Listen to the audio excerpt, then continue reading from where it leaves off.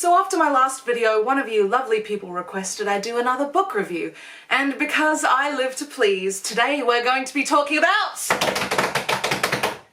Ready Player One! But you already knew that because you saw the title of the video.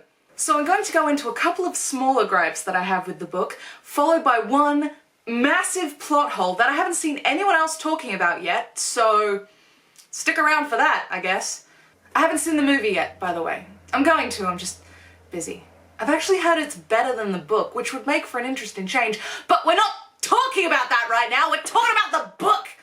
All 372 terrible pages of it.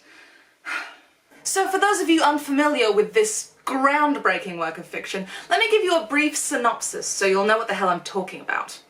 It's the year 2044 and the world is doing bad. Global warming, overpopulation, all that good stuff. The one thing they have going for them is that they've pretty much perfected virtual reality. The Oasis is an elaborate virtual universe that anyone can visit. It's basically their internet, only you experience it physically. So it's all the fun of talking to people in real life, plus the anonymity of being online. What could possibly go wrong? James Halliday, the creator of the Oasis, is dead. He died before the start of the book, but before he died he set up an elaborate treasure hunt to determine who would inherit his insane wealth. The hunt involves finding an Easter egg hidden within the Oasis, and the only real clue anyone has to finding it is that it's gonna have something to do with Halliday's obsession with 80s pop culture. Could he have donated his wealth to try and help fix the broken economy of 2044? Sure, but where's the fun in that? Oh, billionaires. So eccentric. So much better than we lowly peasants. The story follows our protagonist, Wade Watts, as he searches for Halliday's Easter egg about 5 years after the competition started. When he's not at school or avoiding his abusive aunt, Wade is out there searching for the golden ticket. Sorry, Easter egg. I actually kind of liked this book when I first read it, but I'm putting that down to something I'm calling the Big Bang Theory effect. You guys remember when you first watched The Big Bang Theory and it was all, oh my god, are these guys talking about the X-Men? I love the X-Men! These characters like Star Trek? I like Star Trek! Dr. McCoy, do I like Star Trek? Yeah, he says I'm a legit nerd and you should all respect me. But once you get past the fact that these characters are talking about the things you like and look past that surface level of name-dropping references, you see that there's just not a lot else going on. Bazinga! Another similarity between Ready Player One and The Big Bang Theory, or at least the early seasons of The Big Bang Theory, is that there's pretty much just the one token female character. Okay, technically Wade's best friend H is a girl, but we don't know that for most of the book. So H is a gay black girl pretending to be a straight white man online, because life's easier as a white man, so why wouldn't you if you had the option? Which is a really interesting concept that they don't expand on any more than the brief explanation I've just given you. Also, rather than using this as a chance to talk about issues of race or gender, the book just uses it as a chance to show us what a great guy Wade is. Because he doesn't care that his friend is a black girl. He doesn't see race. He's a nice guy.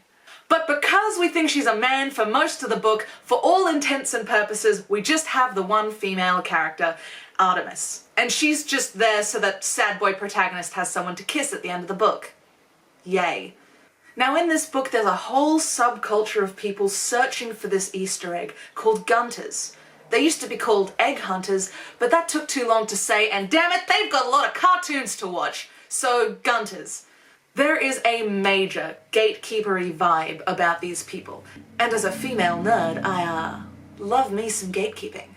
The whole culture is based around knowing the most about nerdy stuff, so if you don't know an obscure fact that someone else does, you will absolutely be ridiculed for it. Because that's the best way to enjoy things, not by discussing how it makes you feel or sharing it with your friends, but by memorizing obscure trivia and using it to own noobs. Now, our boy Wade knows the most about 80s pop culture. In the 5 years that this competition's been going on, he has done a lot of research. Which brings me to my main point about this book, a point that I haven't actually seen discussed anywhere else, and that's the fact that the sheer amount of research Wade claims to have done is impossible. Let's start with books. In his 5 years of research, Wade claims to have read every single thing written by this long and entirely male list of authors. Douglas Adams, Kurt Vonnegut, Neil Stephenson, Richard K. Morgan, Stephen King, Orson Scott Card, Terry Pratchett, Terry Brooks, Alfred Bester, Ray Bradbury, Joe Haldeman, Robert A. Heinlein, J.R.R. Tolkien, Jack Vance, William Gibson, Neil Gaiman, M.S. Sterling, Michael Moorcock, John Scalzi, Roger Zelazny. Sorry if I pronounced any of those wrong.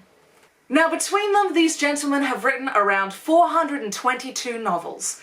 That means Wade will have had to polish off a book every 4.3 days. And that's just novels. I'm not even including novellas, comic books, short story compilations, because research is hard, you guys. But I know for a fact Wade claims to have read all of those other things as well, because, and I quote, "When it came to my research, I never took any shortcuts." Some of these references aren't even from the 80s, by the way. Neil Gaiman didn't release a novel until the 90s. It's almost as if this isn't so much about 80s pop culture as it is about the author, Ernest Cline, name-dropping cool references for clout. But let's move on to movies. Wade claims to have watched a lot of them. Here's a big old list I can't be bothered to read out.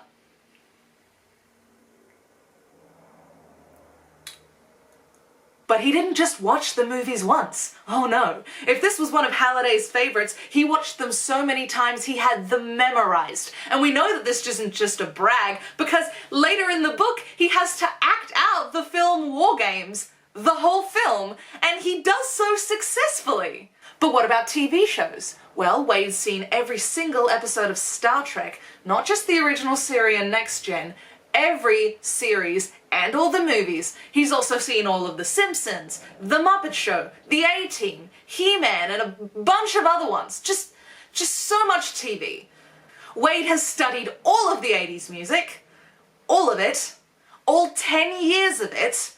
Wade's also read a bunch of comic books, but he doesn't go into any specifics. Almost as if Ernest Cline just wanted to put a blanket comic book reference out there so that we all know he's a real nerd. Yes, he is. The realest and smartest nerd that ever lived. Marry me, Ernest.